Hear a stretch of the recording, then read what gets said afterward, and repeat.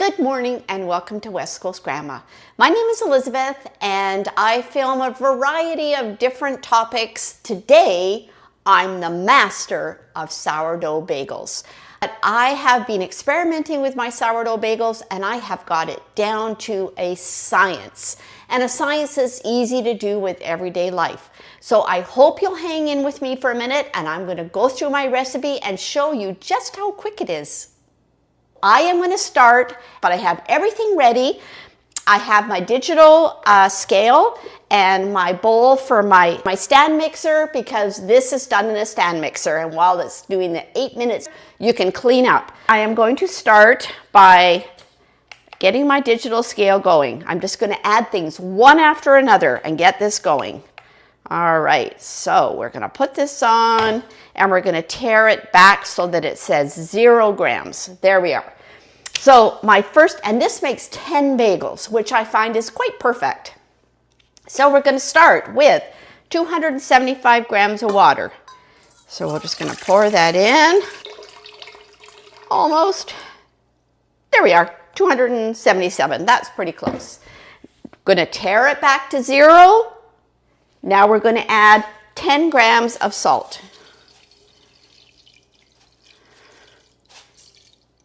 Salt. Now we're going to tear it back to 0 and I'm going to add my 20 grams of honey. This is the last of my local honey. I'm definitely going to have to get some more. Oh, tear it back to 0 because then you can just keep adding and it's just really quite simple. 22. Good. I'll leave that aside. Now I'm going to put my starter in. And it's 150 grams of starter, give or take a little bit. I've put up to 175 because I don't want to waste it. So we're going to tear it back to 0 again. And this starter I took out of the fridge last night before I went to bed. And I added half a cup of flour, half a cup of water, and just left it on my stove. And it's bubbled beautifully. So here we go. So we're going to put, look at that. It's thick, floats. It's just the way it's supposed to be. And after this, I will add my flour and water again and put it back in the fridge. And that way it'll be ready for next time. All right, so it went a bit over. So 185. Okay.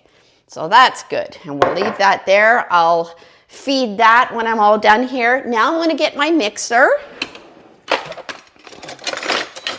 and I'm just going to give this a stir. Just like that. I'm leaving it on my scale. Stay tuned with me because I've got some good tricks for later too, just to make this a pretty fast process. There we are. Going to tear this back to 0. Next, I'm going to add my flour. All right, we need 400 grams of white flour. So we'll tear it back to 0 and we'll add 400 grams. Okay, almost. And there we are, 401. Tear it back to 0. And now I'm going to use 150 grams of whole wheat flour. This is Anita's organic whole wheat flour. It's kind of a small bag. Usually I get a bigger bag, but I didn't make it to Costco. So we're back to 0, so 150 grams. There, 152. Okay, now I'm going to give it a stir, again with my little Danish whisk. Now, you don't have to always incorporate it all together. I actually have put it on my stand mixer when I'm in a hurry, just mixed everything in a bowl and then just threw it in the stand mixer. It does a really good job of getting it all kneaded and blended together. So, but that's just roughly getting it mixed up here. Alrighty, so I'm going to pop it over to my stand mixer. Put that on. I'm going to do 1 minute to get it going, just on slow. Then I'm going to speed it up and put it on for 8 minutes, and I'm going to put the timer on. So that way I'm going to clean up, have everything put away while the stand mixer is doing all the kneading for me. We'll give it another second there. I'm going to crank it up.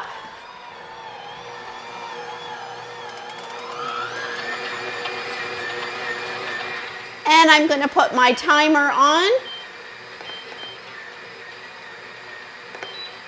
And there you have it. It's all mixed up. Like I say, this is easy. As soon as I'm done, I'll show you what I'm going to do. And then we're just going to let it sit all day while we're out. Okay, my mixer has 3 minutes to go. And I just wanted to say that as I cleaned everything up, I have just fed my starter. So I had my flour out. I had all my measuring cups. I fed my starter half a cup of flour, half a cup of water, and I used my trusty chopstick to give it a mix. There we are. And then it'll be all ready for next time. I will have to take it out of the fridge, discard, and add fresh flour and water and leave it out overnight when I want to use it. But I mean, you can always use the discard, but I'm trying to make the most of my time here. So there we are. And there's my starter. So I'm going to pop this into the fridge and wait for the last couple of minutes here for that machine to do its thing. And then I'll show you how beautifully kneaded that little ball of dough is. It's going to be my sourdough bagels.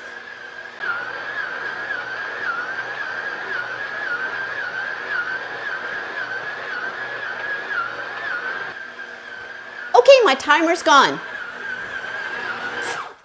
I just gave you a little shot of the mixer,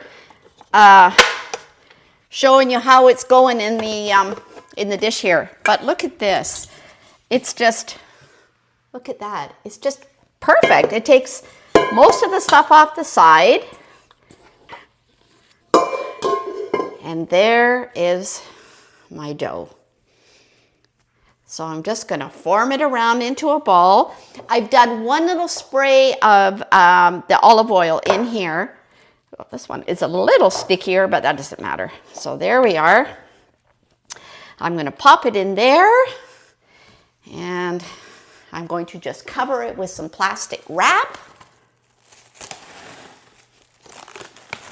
And that's all there is to it. Now, it takes about 8 hours, 7-8 hours for it to double. It kind of comes to the top of my bowl. So I've actually got up and done this like at 6:30 in the morning when I've had to go out.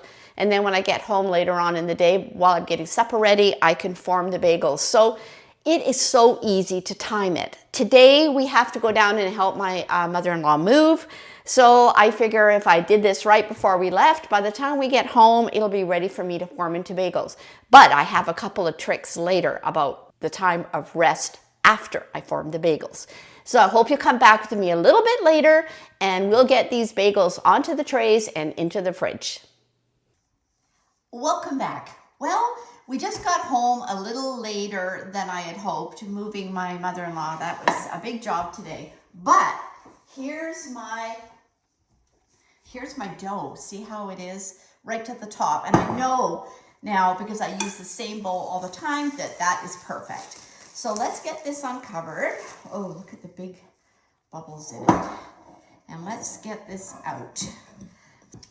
One of the things I found is that you don't necessarily have to leave this dough for overnight before you can cook the bagels. So one day I came home and I did this at 4 o'clock. It is a little later than that tonight, so I won't be doing it tonight.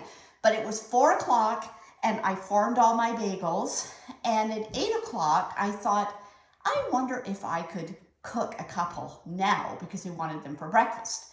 So I did the final process of boiling them. They floated and baked 4 of them and they were delicious. So now I know that if I scrunch all the different steps into one day, we could end out with the bagels by the end of the night.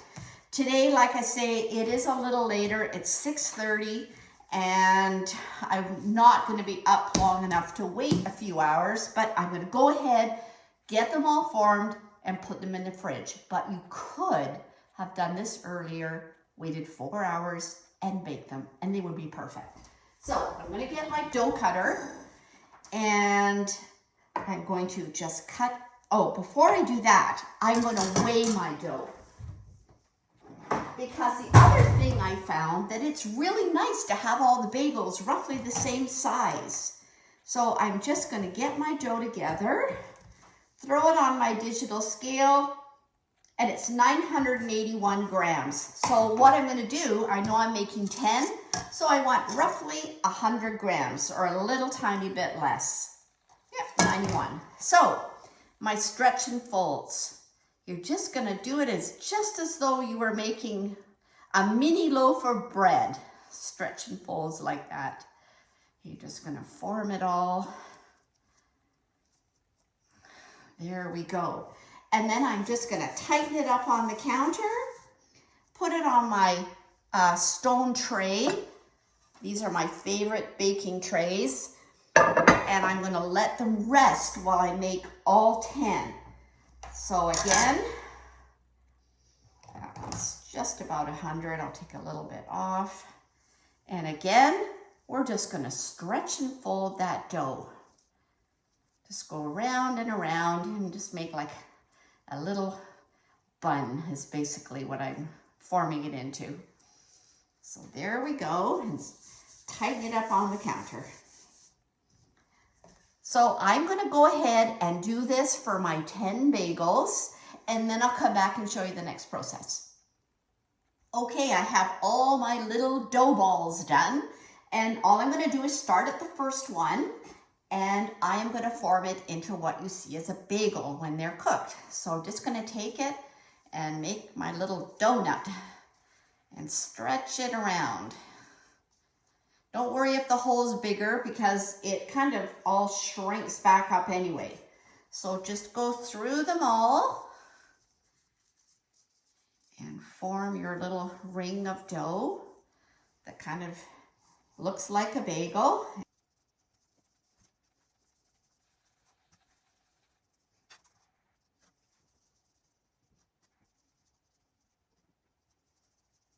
There we go, 10 bagels, all done. I have 2 of these little stone trays, so that's perfect. So let me get my plastic wrap, and I'm going to just cover them up and put them in my fridge overnight, and I can do them in the morning. So again, you could have baked them if we had have done this step earlier.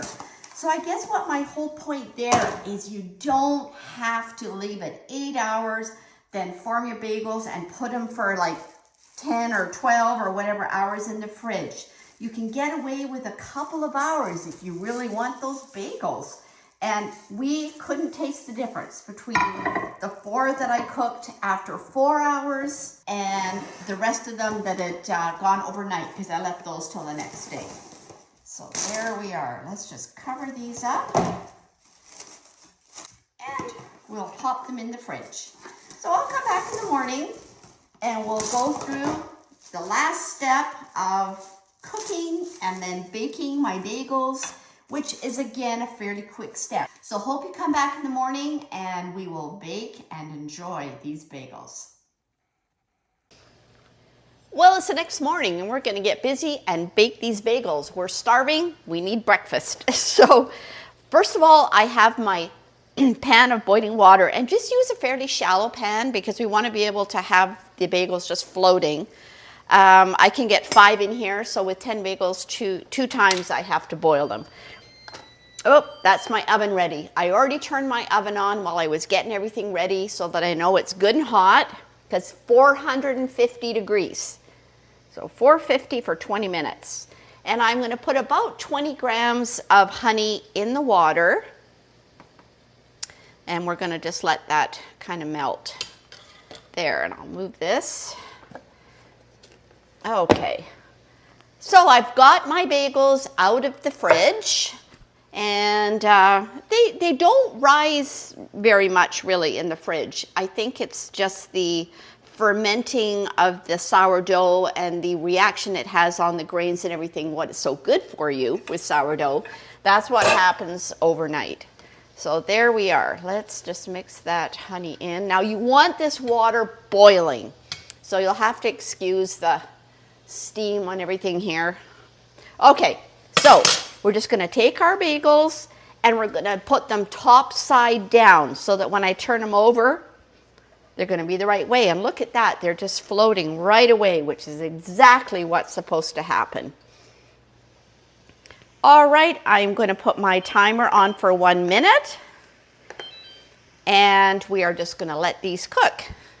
So meanwhile, I'm going to get this off, just spread around my cornmeal because I'm going to put them back on there to bake them in the oven.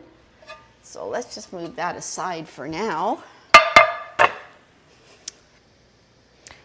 Okay, the timer is going to go. I'm just going to take my tongs and I'm just going to flip them over. Easy to do. There we go. And I'm going to put my timer on again for 1 minute. It's just 1 minute on either side. There we go. All right. They look delicious already. They're starting to look more like a bagel. Okay, and the timer's almost going to go. I've got my trusty little scoop. This is perfect. Gets the water draining off.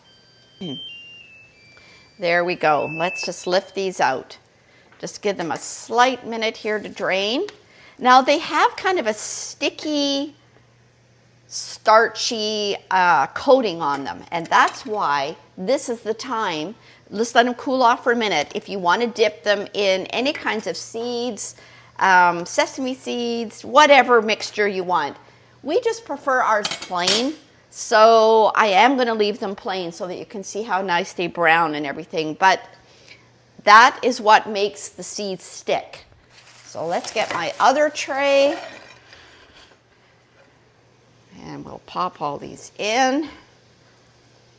There we go. And we'll put our timer on again for 1 minute. And this is going to be all ready to go in my oven. Like I say, I love these stone trays. I did try heating them up and put them in the oven one time first, but it really didn't make any difference. At 450, that whole thing heats up pretty quick. So we're going to give these their minute, flip them over, and then we're almost ready to bake. Alrighty, we're almost at 1 minute. So I'm going to take my tongs again, just give them a quick flip over. We'll stop this, put it on again for 1 minute. And there we are, last minute, and then they're going to be going into the oven. There we go.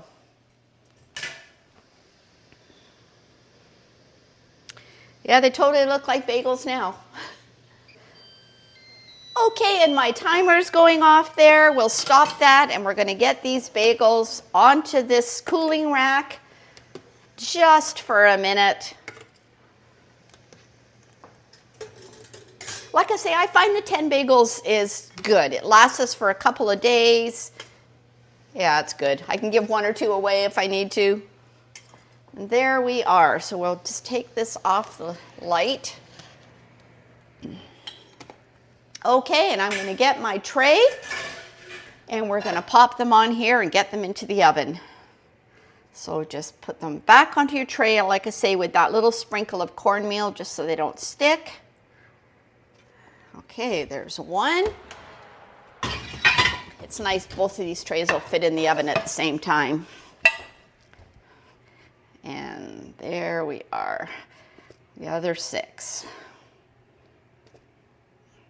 At the 450 degrees, I'm going to be putting them in for 20 minutes.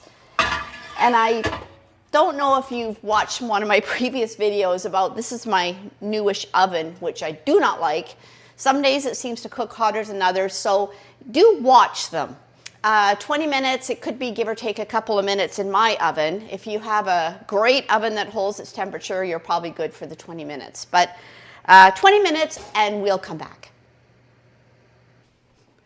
Okay, my timer has just gone. We're going to get these bagels out.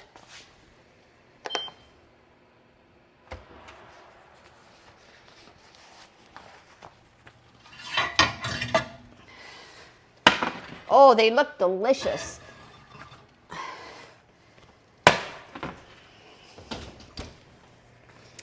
Okay, Look at those. Well, it was almost up. Look at that. They look perfect. So let's just put them on the cooling rack. Let them cool for a couple of minutes, and then we're going to give them a try. Let's get the other tray. 10 fresh, beautiful looking bagels. So I'll come back in a minute. We're going to give them a try. Okay, let's try one of these bagels. I'm just going to cut one in half. They've cooled off a little bit. They're still kind of hot. And even though we like them the best toasted, this is just going to be just fresh out of the oven. Oh, they smell so good. All right. Oh, so nice and soft. All right, I'll put a bit of butter on.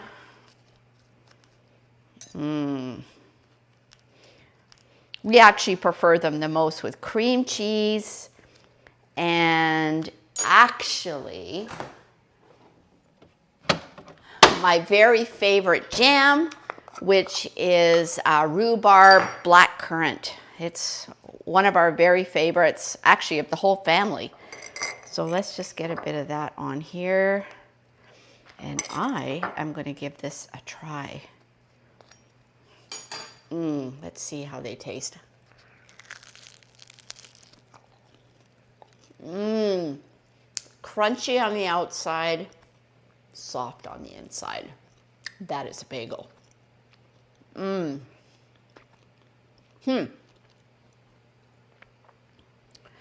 I hope you will give it a try.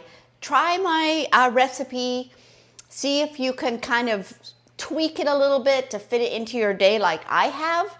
They do turn out great. And remember, you can shorten the time by putting them in the fridge for only 4 hours and maybe baking them before you go to bed.